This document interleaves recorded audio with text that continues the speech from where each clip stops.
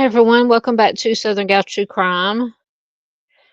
Kelly Nolan was only 22 years old when she was the victim of a homicide in Madison, Wisconsin during the summer of 2007. At the time of her death, Kelly was a student at the University of Wisconsin-Whitewater, and she was spending her summer break in Madison. She was last seen alive by her friends during the early morning hours of June 23rd, 2007. The previous evening, Kelly and some of her friends had gone to a few different bars in downtown Madison, and at some point, Kelly became separated from her friends.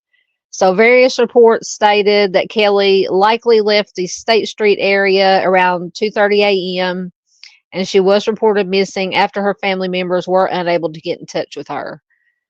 While Kelly was still missing, it was reported that she was going through some hardships prior to her disappearance. Her father had passed away the previous year. Her stepmother had just passed away during the May of 2007.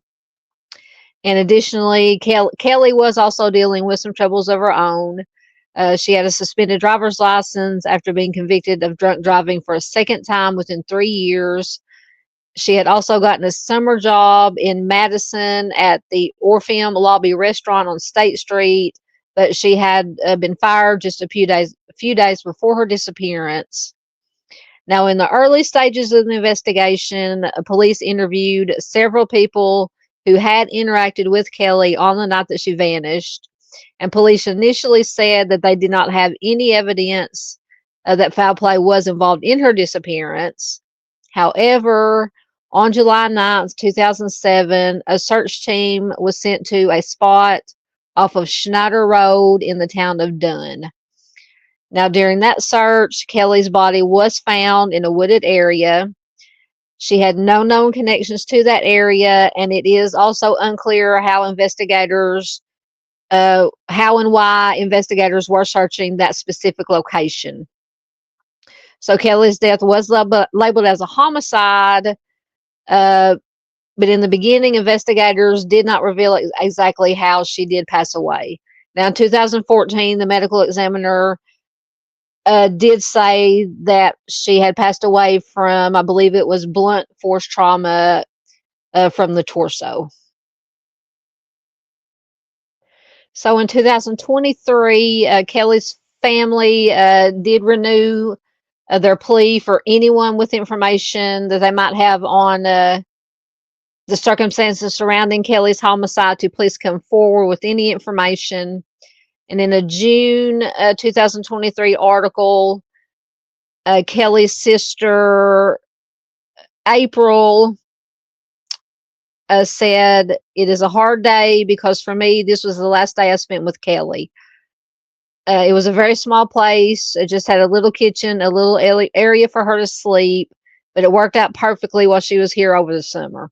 And she was referring to when she gave this interview, she was standing outside her sister's apartment that she lived in before her life was taken.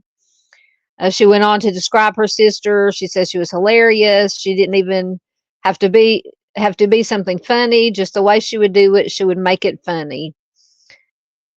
And of course, recalling all these memories opened up the deep wound that her sister still has.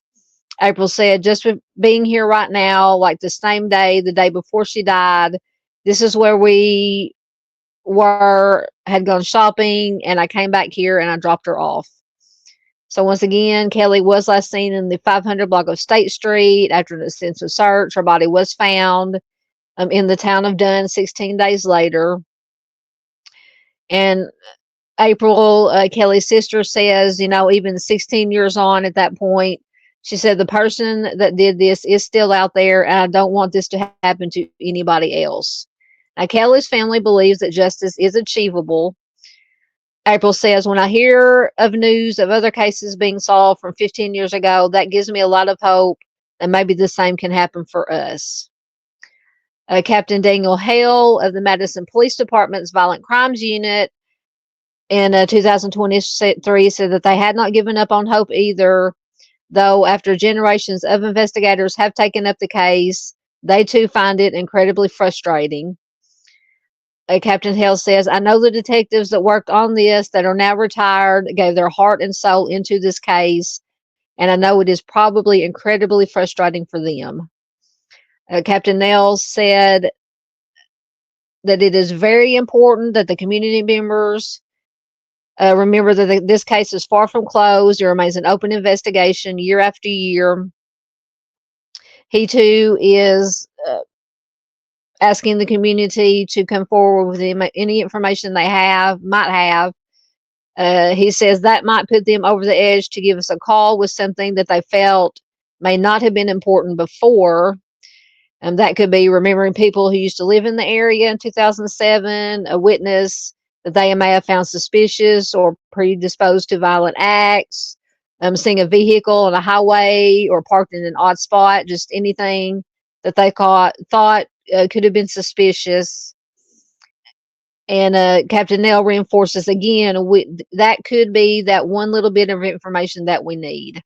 Somebody knows something, whether that person themselves can come forward or someone that knows something can come forward. And April wants to reiterate that the community, that Kelly could be anyone's sister, friend, daughter, a granddaughter, aunt. April says, that's why I don't want people to try to separate themselves from a tragedy like this, thinking like it will never happen to me. April, Kelly's sister, goes on to say, like, I thought the same thing. Never, ever, ever would have thought something like this would have happened in my family. And here I am today now pleading for justice for my sister. So years have passed since Kelly's homicide, but unfortunately, no arrests have been made as of 2025. No suspects have been publicly named. Detectives have revealed very little about the investigation, but they are still encouraging anyone with information to come forward. Kelly's family is also offering a $25,000 reward for any information leading to Kelly. So if you have any information that could help the investigation, you can contact the Madison Area Crime Stoppers at 608-266-6014. So, guys, you can help bring more awareness to Kelly's case by giving the video a like. Please leave a comment below. But the most important thing you can do is share this video anywhere and everywhere you can so that Kelly's name, her face, her story stays out there and she is never forgotten. If you would like to learn more about missing and unsolved cold cases, please consider subscribing. As always, thanks for watching, and I will see you next time.